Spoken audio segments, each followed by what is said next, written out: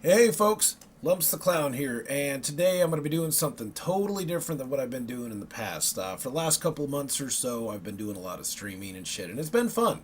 And I plan on streaming some more here really soon. Unfortunately, Fright Fest 2016 did not conclude the way that I'd like it to, simply due to a bunch of technical issues and bullshit like that in regards to Clock Tower First Fear. Guess what, though? I will be revisiting that in the future, but there's still a few bugs and everything else that I got to work out first, so stay tuned for all that shit. I plan on going back in and doing some more shit in regards to like Breath of Fire 3, Draken. I even got some surprise fucking streams coming up for you folks, so stay tuned for all that ish. Well, today what I'm going to be doing is kicking off a brand new series where I react to my favorite YouTubers' content. What I'll do is I'll scour through their list, I'll find what video I want to cover, and I'm going to just add my 2 cents and everything else like that. And a lot of these folks are people I've known for years, and I can't thank them enough for just being a part of this clown's fucking lifestyle and being a part of my Twitter feed and everything else like that. You guys have been there since the beginning, and I can't thank you enough. But today, I'm going to be covering none other than my good buddy, Brasel the Gamer. And Brasel and Adam from Replayability had recently covered Snake's Revenge for the NES. And this game fucking sucks, okay? Like, I can't like it. I tried. I played it for a couple of hours. And I made a determination that this game fucking blows simply due to its mechanics and really shoddy. Like, it looked like it all slapped together, man. And come to find out that it wasn't even released in Japan. This was a USA targeted release, okay? That means that nobody else, like Hideo Kojima was not a part of it.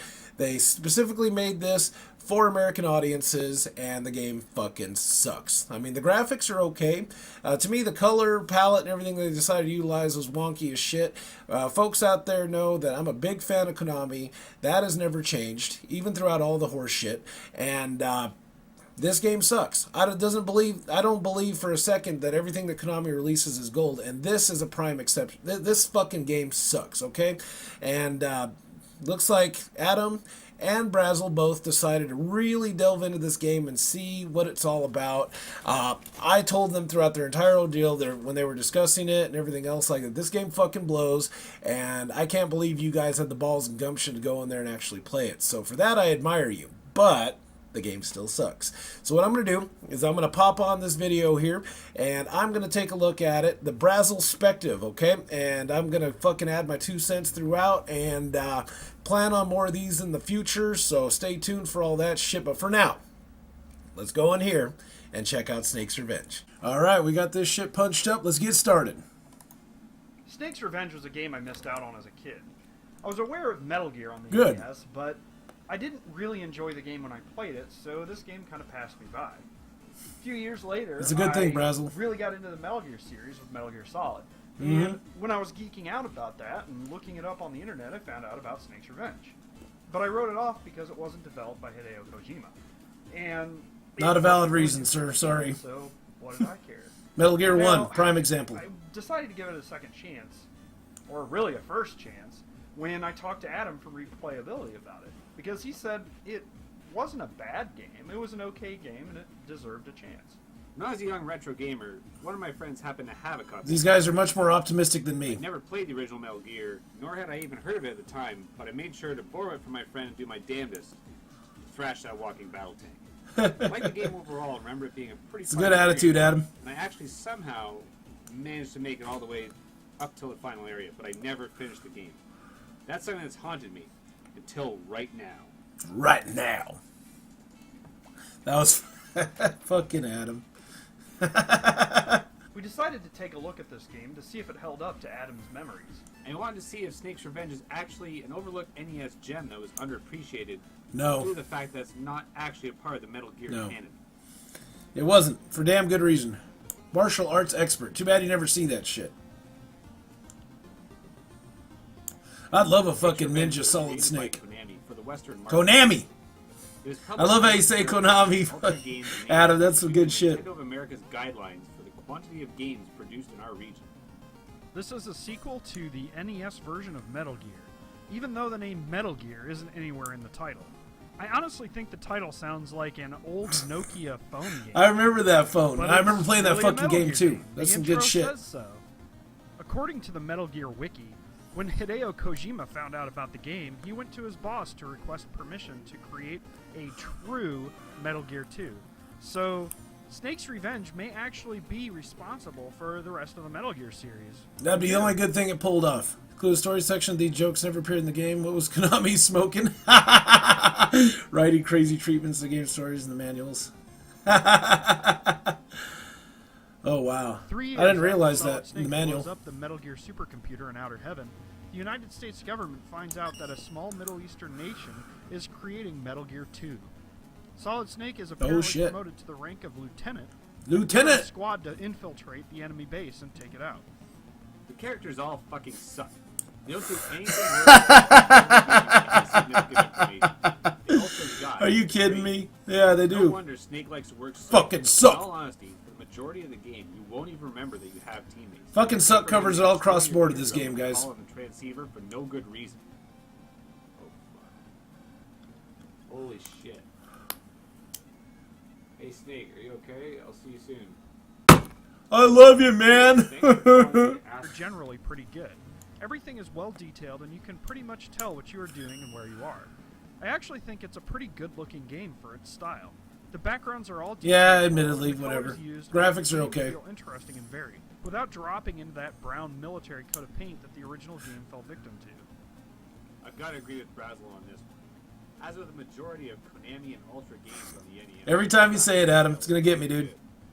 Environments, characters, and items are all very well detailed. This goes for both the traditional top-down portions of the game, as well as the more zoomed-in, side-scrolling areas that you start to see later on. I do like that they changed the perspective on that. That was pretty cool. Ball Adventures Bayou Billy. So a composer of fucking Bayou Billy was in on this one. And Hideo said he considered the game to be bad, did jokingly tease the game at GDC. Like, what the fuck? Was he, like, mocking it or something? I don't know. I didn't see that shit. Music in Snake's Revenge is very well done, which is again a staple of Konami's products on the NES. Konami nails music, dude. Perhaps my they favorite pieces of music include the jungle theme at the very beginning of the game, as well as the theme that plays when you encounter a boss, which is really high octane and awesome. A lot of the themes do a great job of capturing. That was actually pretty cool. Particularly the music arrangement that plays in many of the bases throughout the game. Now bear in mind, I have not gotten this far in this game, guys. These guys are fucking gods among men in my book. While also being extremely catchy. The instrumentation is all very well done, and honestly, I've been listening to the soundtrack a lot lately.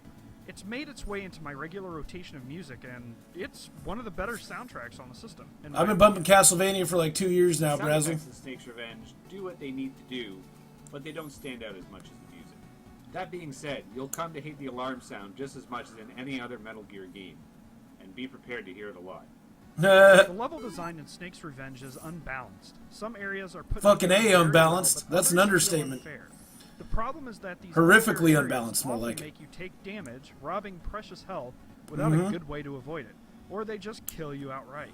Yep. Not having an item to help avoid these literal pitfalls makes the game a chore at some point. Adam's look right there. Especially when you're punished by being thrown back to your last checkpoint when you die. Oh, man. This wouldn't be an issue if these checkpoints weren't so few and far between. Why not allow the X-ray goggles to see the floor holes, or give the players a gas mask to avoid damage in certain areas? Make falling to these hazards the player's fault. Oh, man. Designers. Your agony is, like, palpable, sir. Is also a pain in the ass. The developers could have made each pickup worth a little more to at least ease this process along. Also, that is painful, by the way. You get up to 8 key cards throughout the game, and the only way to figure out which key card opens which door is to open your item select screen, switch between cards, and go back into the game to test the card. Same thing happened in Metal Gear Solid 1, or Metal Gear 1, excuse me, on NES. It can be a real slog going through them all just to open one door. Simply make it so that if you have a card with a higher security level equipped, it opens doors at the lower level as well. That'd be nice, but no. This must have been their Contra Force fucking era. Right near the edge of each screen. Snake will sometimes take a guaranteed hit when you advance to the next area. If the side-scrolling sections advance gradually rather than screen by screen, you'll be able to react to the hazards more efficiently. We don't want to leave you with the impression that was some bullshit. When I saw you do it. Snake's Revenge has a lot of great variety in items and weapons, So you have Fuck a is lot that? of Who options attacks to like get that in anyway? once the time comes. I'm gonna back up, and I'm gonna charge again. I'm gonna back up, and I'm gonna charge again. Take soldiers out from a distance with a pistol, shotgun. Rocket Ranger. With mines, grenades, and remote-controlled missiles. The game certainly does reward stealth, but there are a ton of great ways to dish out the destruction after you trigger an alarm. Yeah, just fuck him up. That's the way I do shit. I couldn't get through the majority of the game without wanting to go off the deep end and shatter my controller. Same here. And that was in the fucking jungle. What the fuck? See that? Just make them all fucking free except for the ones that need to be four. Oh my god. Oh, just suffering through this fucking badly laid out game, that's all. I'm not trying to hurt. Poor Adam. Okay. Like, I thought I fucking set the alarm. Isn't that stupid? God. He's even laying down, it's so bad. Whoa! What? Did you see that? Fucking whole move. The whole God, fucking moved. Oh my god. Oh Fucking shit. good try, you little bitch. Snake's Revenge is Get that actually revenge, Adam. better than a lot of the crap that was released for the NES. But when you put it up to other Konami games that Konami developed, you can tell that this was not their best effort. Yeah, it was a fucking wasted effort. I Some honestly bullshit. could not finish this game. I had a lot of problem with it. It was Same here, Brasel. Don't very feel bad. tough to get into this game because of the poor gameplay choices. Now, there were a lot of really great ideas in Snake's Revenge that Konami could have really done something with, but, you know, they didn't. Had they employed a really good playtester, a lot of this stuff could have been fixed. But it really feels like 6 months more development at least would have done this game wonders. And Snake's Revenge just didn't work out very well. There's a reason it fell in the cracks, you know, friend. It's still a pretty cool experience, and I really think that you should give it a chance if you're a big Metal Gear fan. You know, it's not going to be the best game, and obviously you may not finish it like I didn't, but it's still Snake. It's still Metal Gear. It's just different. It's just another alternate take to the Metal Gear series, like so many other games have done before. The Acid series, you know. Ghost Battle on the Game Boy Color. There's a lot of little alternate universe games from the Metal Gear series. That, I didn't even know about those, dude. this may What not the be fuck? the best one of the bunch, but it's definitely worth checking out. Mm. Now, I'd really like to No. thank Adam from No. Replayability for No. carrying this review. He's Listen to the really looking soundtrack. forward It's about its only to redeeming play through quality. the game on stream, and dang, that was tough. I don't know how he does that. So, That's that Canadian hospitality. appreciate What the fuck is this all the shit? hard work and all the- Annotation. Oh, gonna turn that off. And that's all I've got. Later. A box popped up, man. That was weird. Ugh. Brasel, you sexy motherfucker, dude. That was a good show. Fortunately, bad game. And I can't recommend it, guys, okay? There's a lot of other games out there that Konami has produced that are much more worth your time than Snake's Revenge. Snake's Revenge sucks, okay? And there's not one redeeming quality that would bring it back aside from the music. So if you're going to get this game, I would highly recommend that you do so through an emulator. I took my own copy down to my favorite spot, traded it in, got about $3-4 trade-in value, and they turned around and resold it for like fucking $9, and it was gone 2 days later. Whoever got it, I feel sorry for you. You know, I mean, the only way that I could see that this would be any sort of asset to anybody's collection is if they collected just to collect and throw the shit on a shelf and never play it, because I would not recommend this fucking game, okay? But I got to admire Brasel and Adam from Playability for fucking actually having the balls and gumption in order to go forward and check this fucking game out and try to educate you fine folks out there on some of it, you know, some of its redeeming qualities in their eyes. And that's great. And I'm glad that you guys did it. You got a lot more guts than me. Well, this is Lumpz the Clown signing out. I hope you enjoyed the first ever fucking React video. Expect more of these in the future. And Lumpz the Clown out.